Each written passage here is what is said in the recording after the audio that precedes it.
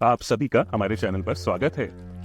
आज हम नवरात्रि के 8वें दिन देवी महागौरी की गहन कथा, उनकी महिमा और इस दिन की पूजा और व्रत के महत्व पर चर्चा करेंगे। वीडियो में आपको एक रहस्यमय और दिलचस्प कथा भी मिलेगी जो आपको अंत तक बांधे रखेगी। यदि आपने हमारे चैनल को अभी तक सब्सक्राइब नहीं किया है तो कृपया हमारे चैनल को सब्सक्राइब करें, वीडियो को लाइक और शेयर करें। चलिए अब शुरू करते हैं। हमने पिछली वीडियो में नवरात्रि के पहले 7 दिनों के देवी रूपों की पूजा, महिमा और उनकी संबंधित पौराणिक कथाओं के बारे में चर्चा की थी। देवी शैलपुत्री, जो कि हिमालय की पुत्री और माँ दुर्गा का पहला रूप है, उनके जन्म की कथा से हमें यह संदेश मिलता है कि देवी दुर्गा के प्रत्येक रूप का संबंध प्रकृति और मानवता से जुड़ा हुआ है।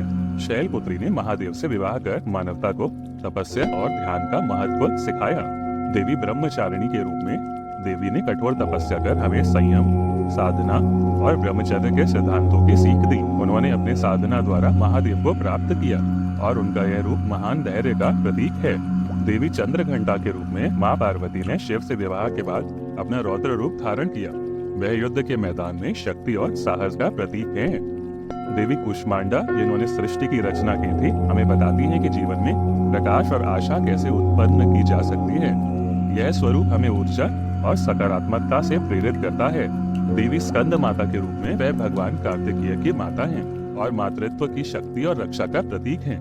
उनका यह रूप हमें बताता है कि प्रेम और समर्पण से बड़ा कुछ नहीं है। देवी कात्यायनी ने महिषासुर का वध किया था और यह रूप मानवता को यह सिखाता है कि जब अन्याय की अति होती है तो शक्ति रूप धारण कर उससे लड़ना आवश्यक होता है।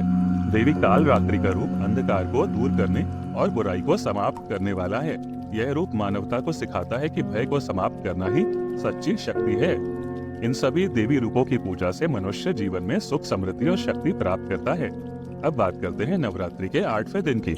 नवरात्रि के 8वें दिन हम माँ महागौरी की पूजा करते हैं। क्या आप जानते हैं कि देवी महागौरी ने स्वयं को गंगा में समर्पित किया था? लेकिन देवी महागौरी ने स्वयं को गंगा में क्यों समर्पित किया और उन्हें महागौरी नाम कैसे प्राप्त हुआ? देवी महागौरी की कथा उनके कठोर तप और शुद्धिकरण से जुड़ी है। स्कंद पुराण और शिव पुराण के अनुसार जब देवी पार्वती ने भगवान शिव को पति रूप में पाने के लिए घोर तपस्या की, तब तपस्या की कठोरता और कष्टों के कारण उनका शरीर अत्यंत काला हो गया। तपस्या से प्रसन्न होकर भगवान शिव ने उन्हें स्वीकार किया, लेकिन उनके शरीर का काला रंग बना रहा। अपनी शुद्धता को प्राप्त करने और अपने पुराने स्वरूप में लौटने के लिए उन्होंने पवित्र गंगा के जल में स्नान किया। स्नान से उनका शरीर अत्यंत श्वेत हो गया। इस कारण उनका नाम महागौरी पड़ा। महा का अर्थ है महान और गौरी का अर्थ है श्वेत या उज्जवल। लेकिन महागौरी का महत्व केवल उनके श्वेत वर्ण तक सीमित नहीं है। श्वेत रंग उनकी आध्यात्मिकता, शुद्धता, ज्ञान, शांति और करुणा का प्रतीक है। यह रंग उनके अहंकार, अज्ञानता और पापों पर विजय का प्रतीक है। उनका रूप और नाम दर्शाता है कि वे भक्तों के सभी पापों को समाप्त कर उन्हें मोक्ष प्रदान करती हैं। इसीलिए महागौरी का स्वरूप अंधकार से प्रकाश की यात्रा, अज्ञानता से ज्ञान और दुख से आध्यात्मिक शुद्धता की ओर जाने का प्रतीक है। देवी महागौरी का रूप करुणा, शांति और पवित्रता का प्रतीक है, लेकिन उनकी शक्तियाँ अत्यंत अद्भुत और निरीक्षक हैं। मार्कंडेय पुराण और दुर्गा सप्तशती के अनुसार देवी महागौरी के 4 हाथ हैं। वे सफेद बैल पर सवार हैं, जो धैर्य, शक्ति और स्थिरता का प्रतीक है। उनका वस्त्र भी श्वेत है, जो उनकी पवित्रता और निर्दोषता को दर्शाता है। उनके एक हाथ में त्रिशूल है, जो बुराई का नाश करने की शक्ति का प्रतीक है, जबकि दूसरे हाथ में डमरू है, जो सृष्टि और प्रलय के चक्र का प्रतिनिधित्व करता है। उनके अन्य 2 हाथ अभय मुद्रा और वर मुद्रा में हैं, जो क्रमशः भय से मुक्ति और आशीर्वाद देने का संकेत हैं। महागौरी शांति और समृद्धि की देवी हैं, जो अपने भक्तों को मन की शांति, सुख और उनकी कठिनाइयों का निवारण करती हैं। उनका त्रिशूल इस बात का प्रतीक है कि वे जब भी आवश्यकता हो बुराई और अज्ञानता का नाश करने के लिए सक्षम हैं। उनका वृषभ उनकी धैर्य, कठोर परिश्रम और कठिनाइयों पर विजय का प्रतीक है। वे अपने भक्तों को उनके जीवन के सभी पापों और अशुद्धियों से मुक्त करती हैं और उन्हें मोक्ष का आशीर्वाद देती हैं। उनकी पूजा और साधना से भक्तों को जीवन में आने वाली बाधाओं और कष्टों से मुक्ति मिलती है। देवी महागौरी का मुख्य उद्देश्य भक्तों के पापों का शमन करना और उन्हें सत्य, शांति और शुद्धता की ओर ले जाना है। पुराणों में यह उल्लेख है कि देवी महागौरी की उपासना करने से इंसान के जीवन में आ रही विपत्तियां और कष्ट दूर होते हैं और उसे समृद्धि और शांति प्राप्त होती है। अब हम एक पूरी तरह से रोमांचक और दिमाग को झकझोर देने वाली कथा प्रस्तुत कर रहे हैं। यह कथा रहस्य और उलझनों से भरी होगी, तो तैयार हो जाइए। कहानी शुरू होती है एक पुराने गांव से, जहां एक गुप्त मंदिर है जिसके बारे में कहा जाता है कि वहां कोई महान रहस्य छिपा हुआ है। कई पीढ़ियों से कोई भी उस मंदिर में प्रवेश नहीं कर पाया है। लोगों का कहना है कि जो भी व्यक्ति मंदिर के गर्भगृह में प्रवेश करेगा उसे देवी की शक्ति प्राप्त होगी, परंतु मंदिर में प्रवेश करने से पहले एक कठिन पहेली को सुलझाना होगा। कई वर्षों से गांव के लोग और विद्वान उस पहेली को हल करने की कोशिश करते रहे, लेकिन हर कोई असफल रहा। अब एक युवक जिसका नाम अर्जुन है अपने गुरु से यह कहानी सुनता है और ठान लेता है कि वह इस रहस्य को सुलझाएगा। वह मंदिर की ओर प्रस्थान करता है। मंदिर के द्वार पर उसे एक पत्थर की शिला पर लिखी एक पहेली मिलती है, जिसे ना देखा ना सुना, ना जल ना हवा ना धरती, जो सब कुछ है पर कुछ भी नहीं, बताओ कौन हूँ मैं। अर्जुन इस पहेली पर विचार करता है। वह कई रातें इस पहेली को सुलझाने की कोशिश में बिताता है, लेकिन हर बार असफल होता है। तभी उसे ध्यान आता है यह पहेली आत्मा के बारे में हो सकती है, जो अनंत है, अमर है और जिसे देखा या छुआ नहीं जा सकता। वह इस उत्तर के साथ मंदिर के द्वार पर वापस जाता है और जैसे ही वह उत्तर देता है, मंदिर का द्वार अपने आप खुल जाता है। लेकिन असली रहस्य अभी बाकी है। अंदर प्रवेश करते ही वह एक विशाल देवी की मूर्ति देखता है, जिसके हाथों में त्रिशूल, कमल और माला है। मूर्ति के सामने एक प्रकाश की किरण गिर रही है, जो एक और पहेली को प्रकट करती है। यह पहेली है, शांति में शक्ति छिपी है,